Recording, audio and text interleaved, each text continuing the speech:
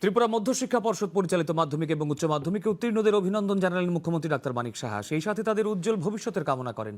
এবারের ফলাফলে মেয়েদের উল্লেখযোগ্য হারে সাফল্যের প্রশংসাও করেন তিনি।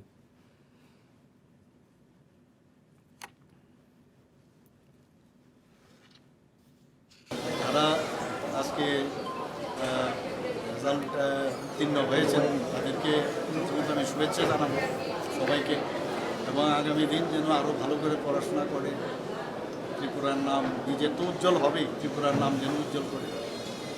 এবং খুব প্রয়োজন এডুকেশন যদি না থাকে, ভালো এডুকেশন যদি না হয় তাহলে আগামী দিন কাজ করার সমস্যা হয়।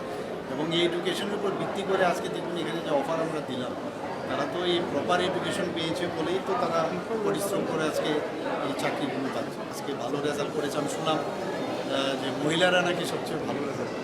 তো আমি ওদেরকে আবার মহিলাদের, বিশেষ করে মেয়েদের আমি ওদেরকে শুভেচ্ছা দেবো, ধন্যবাদ দেব, এবং আগামী দিন যাতে আরও ভালো রেজাল্ট, তো সেই আশা